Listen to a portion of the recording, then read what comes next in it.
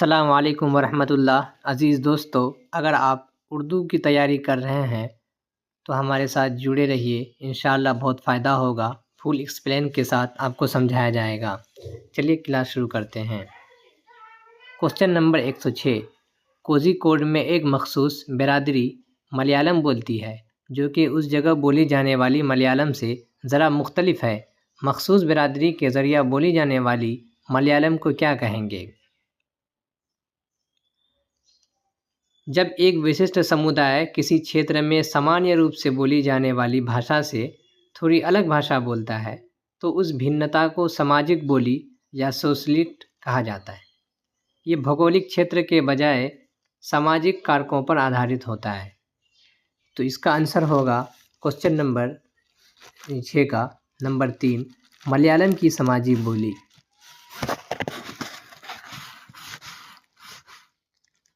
Question number 107।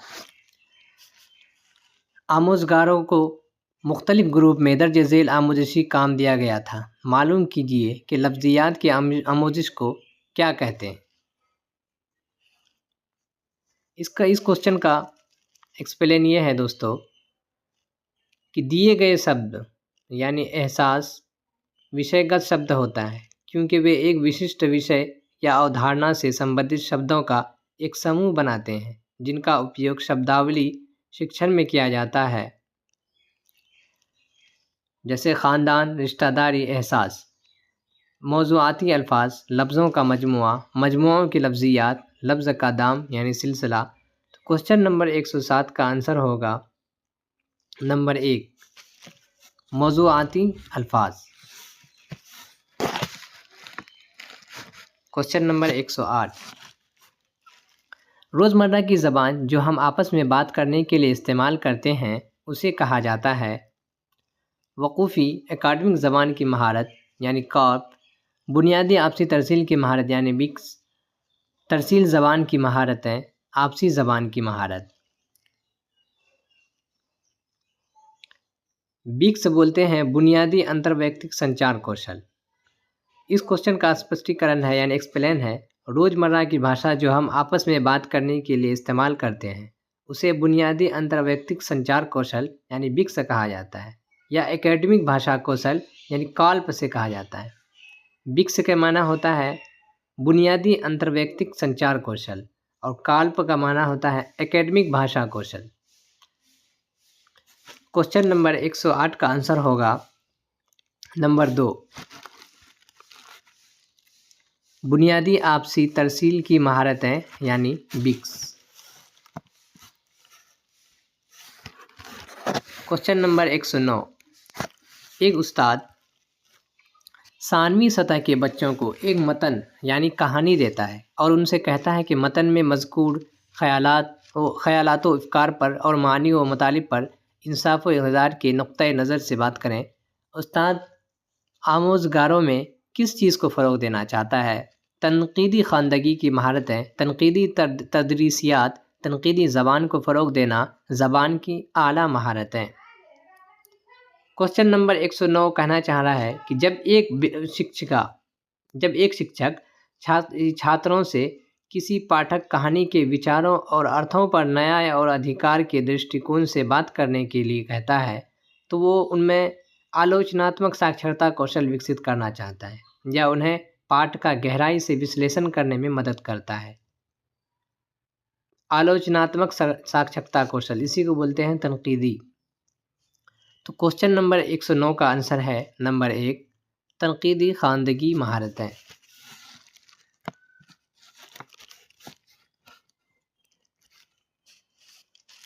Question number 110। क़वायद की तदरीस व आमोज़श में तरीक़े अमल की मालूमात है। क़वायदी मशक़ों को बरतने के तरीक़े का अमल, क़वायदी मशक़ों की जानकारी, क़वायदी मशक़ों के उसूल की जानकारी, ज़बान और उसकी सक़ाफ़त का इल्म। क्वेश्चन नंबर 110 का कहना चाह रहा है कि व्याकरण के शिक्षण और सीखने में कार्य प्रणाली व्याकरण अभ्यासों को लागू करने या उपयोग करने के तरीके के ज्ञान से संबंधित, न कि केवल नियमों और अभ्यास की जानकारी से। तो क्वेश्चन नंबर 110 का आंसर होगा नंबर 1, कवायदी मशकों को बरतने के तरीके का अमल, यानी व्याकरण अभ्यास का उपयोग करने के तरीके।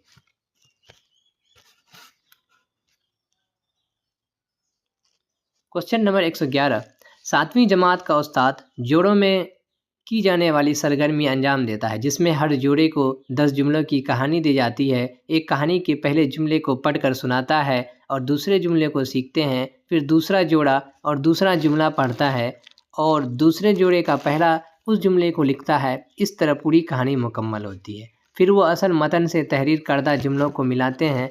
इस सरगर्मी को क्या कहते हैं? मिलजुल कर लिखना, मिलजुल कर सुनना, जुमलों का इमला, मिलजुल कर इमला लिखना।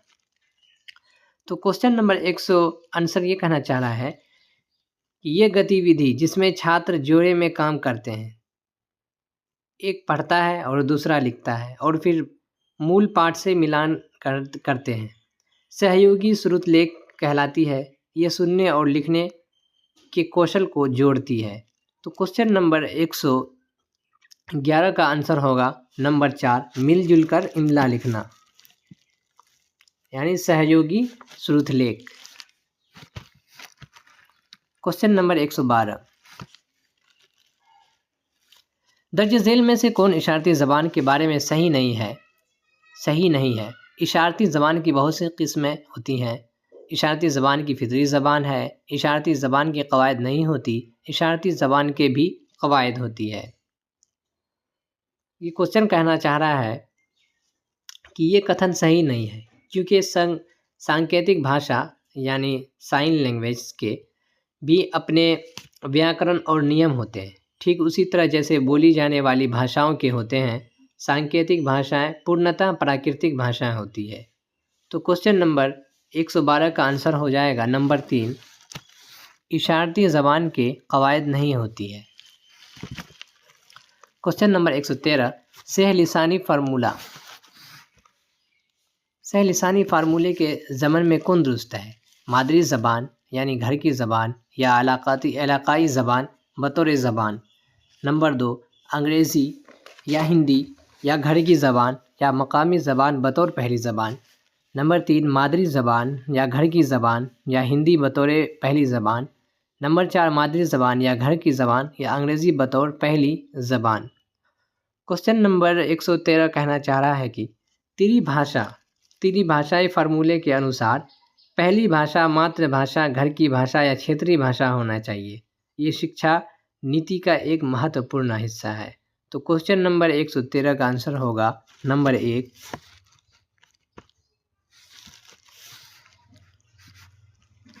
मादरी ज़बान या घर की ज़बान या इलाकाई ज़बान बतौर पहली ज़बान।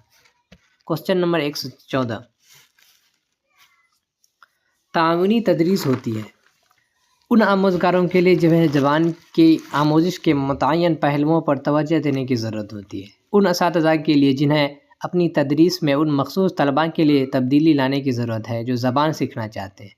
उन आमोज़गारों और असातिज़ा के लिए जो अपनी तदरीसी आमोजिशी हिकमत अमलों को समझना, तब्दीली लाना और बेहतरी लाना चाहते हैं। उन आमोज़गारों और असातिज़ा के लिए जो ज़बान के पर्चे के इम्तिहान में अपना नंबर बढ़ाना चाहते हैं। ताउनी तदरीस जिसे कहते हैं सहयोगी शिक्षण। ये क्वेश्चन कहना चाह रहा है कि सहयोगी शिक्षण यानी कोलैबोरेटिव टीचिंग का उद्देश्य ये है कि शिक्षकों और शिक्षार्थियों दोनों को अपनी शिक्षण और सीखने की रणनीतियों को बेहतर बनाने में मदद करना है। तो क्वेश्चन नंबर 114 का आंसर होगा नंबर 3,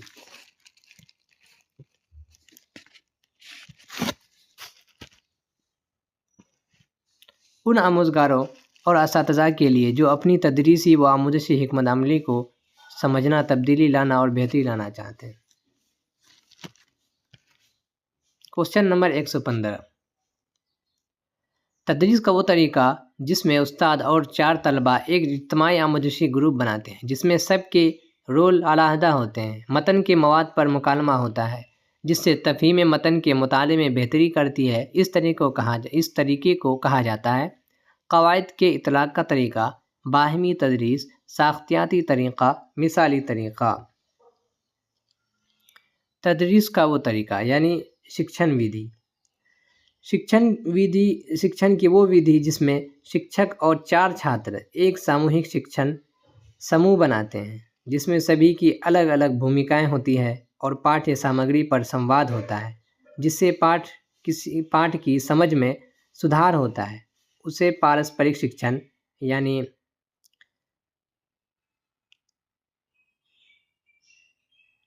रेसिप्रोकल टीचिंग कहा जाता है। तो क्वेश्चन नंबर 115 का आंसर होगा नंबर 2, बाहिमी तदरीस। क्वेश्चन नंबर 116, उस्ताद तलबा को अंग्रेज़ी में एक कहानी सुनाता है और तलबा से ग्रुप में काम करने और मालूम ज़बान में कहानी को बताने के लिए कहता है और फिर क्लास की मुश्तरका ज़बान में कहानी बताने के लिए कहता है। इस तरीक़े की तदरीसाती हिकमत अमली को क्या कहेंगे? मादराए ज़बान, कसीर लिसानी पॉलिसी, कसीर लिसानी तदरीस, ज़बान का उसूल। क्वेश्चन नंबर 116 का आंसर होगा नंबर 4, कसीर लिसानी तदरीस यानी भाषाई शिक्षण। जब एक शिक्षक छात्रों को एक भाषा में कहानी सुनाता है और फिर उन्हें समूह में काम करने और कहानी को ज्ञात भाषा में और फिर कक्षा की साझा भाषा में बताने के लिए कहता है, तो उसे इस तरह शिक्षण रणनीति की बहुभाषीय शिक्षण कहा जाता है, यानी मल्टीलिंगुअल टीचिंग। तो क्वेश्चन नंबर 116 का आंसर होगा नंबर 4, ज़बान का हुसूल। क्वेश्चन नंबर 117, आमूज़गार मखसूस मालूमात के हुसूल के लिए अखबार में शाये ख़बर को पढ़ता है। इस तरह के मुताले को क्या कहते हैं? तनक़ीदी मुताला, सरसरी मुताला, गैर मुताला, पढ़ने की महारत। तो क्वेश्चन नंबर 117 का आंसर होगा नंबर 4, पढ़ने की महारत। इसको बोलते हैं अध्ययन का प्रकार। जब कोई पाठक विशिष्ट जानकारी प्राप्त करने के लिए समाचार पत्र में प्रकाशित समाचार पढ़ता है, तो उस प्रकार के अध्ययन को सरसरी तौर पर पढ़ना यानी स्कीमिंग या व्यापक पठन यानी एक्सटेंसिव रीडिंग कहा जाता है, जिसका उद्देश्य मुख्य बिंदुओं या विशिष्ट तथ्यों को शीघ्र से खोजना होता है। क्वेश्चन नंबर 118, बैन लिसानी शनाख्त क्या है? आमोज़गार का फ़ैसला कि मकामी ज़बान और हदफ़ ज़बान में कुछ चीज़ें मुश्तरक होती हैं। आमोज़गार का फ़ैसला कि मकामी ज़बान और हदफ़ ज़बान में कुछ चीज़ें मुश्तरक नहीं होती। आमोज़गार का फ़ैसला कि मकामी ज़बान का इल्म दूसरी ज़बान के आमोज़श में मुख़ल होता है। आमोज़गार की समझ की मुख्तलिफ़ ज़बानें सीखने के लिए मुख्तलिफ़ सलाहियतें दरकार होती हैं। क्वेश्चन नंबर 118 का आंसर होगा नंबर 1, आमोज़गार का फ़ैसला कि मकामी ज़बान और हदफ़ ज़बान में कुछ चीज़ें मुश्तरक होती हैं। यह उस स्थिति को संदर्भित करता है जहाँ एक शिक्षक यानी आमोज़गार ये निर्णय लेता है कि शिक्षार्थी की मूल भाषा यानी मकामी ज़बान और सिखाई जा रही लक्ष्य भाषा यानी हदफ़ ज़बान के बीच कुछ समानताएं या साझा तत्व हैं। ये समानताएं शब्दावली, व्याकरण तथा ध्वनि विज्ञान के स्तर पर हो सकती है, जो सीखने की प्रक्रिया को प्रभावित करती है। क्वेश्चन नंबर 119, सर या छठी जमात की तलबा से जो जालंधर पंजाब से तमिलनाडु के मादराए अपने वालिद साहब के साथ मुख्तलिफ हो जाती है।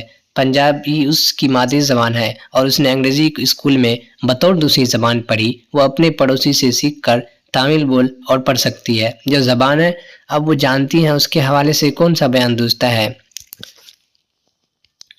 पंजाबी और तमिल का शुमार इक्तिसाबी ज़बान और अंग्रेज़ी का शुमार आमूज़शी ज़बान में होगा। तमिल का शुमार इक्तिसाबी ज़बान और अंग्रेज़ी और पंजाबी का शुमार आमूज़शी ज़बान में होगा। पंजाबी, अंग्रेज़ी, तमिल तीनों का शुमार आमूज़शी ज़बान में होगा। अंग्रेज़ी का शुमार इक्तिसाबी ज़बान में और पंजाबी व तमिल का शुमार आमूज़शी ज़बान में होगा।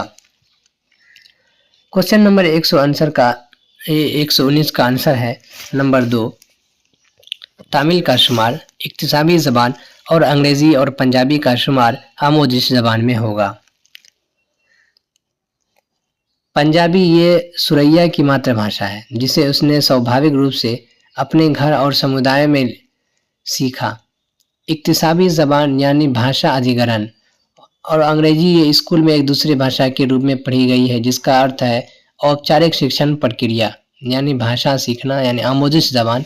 तमिल उसने अपने पड़ोसी से बातचीत करके सीखी है, जो एक अनौपचारिक और प्राकृतिक अधिग्रहण प्रक्रिया है, यानी इक्तिसाबी ज़बान यानी भाषा अधिग्रहण कहा जाता है। क्वेश्चन नंबर 120 आज का लास्ट क्वेश्चन है। दर्ज झेल में से कौन तौसीई मुताले के मकसद में शामिल नहीं है? तहसीन के लिए पढ़ना, इर्तिशा के लिए पढ़ना, कवायद की आमोजिश के लिए पढ़ना, लुत्फ अंदोज होने के लिए पढ़ना। क्वेश्चन नंबर 120 यानी तौसीई मुताला, जिसको बोलते हैं एक्सटेंसिव रीडिंग।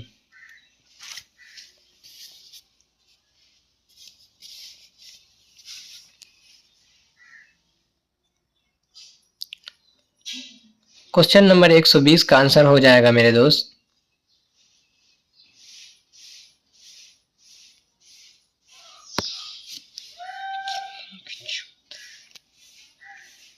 क्वेश्चन नंबर 120 दर्ज झेल में से कौन तौसीई मुताले के मकसद में शामिल नहीं है? तौसीई मुताला यानी एक्सटेंसिव रीडिंग के उद्देश्य में क्या शामिल नहीं है? तहसीन के लिए पढ़ना, इर्तिशा के लिए पढ़ना, कवायद की आमोजिश के लिए पढ़ना, लुत्फ अंदोज होने के लिए पढ़ना। इसका आंसर होगा नंबर 3, कवायद की आमोजिश के लिए पढ़ना।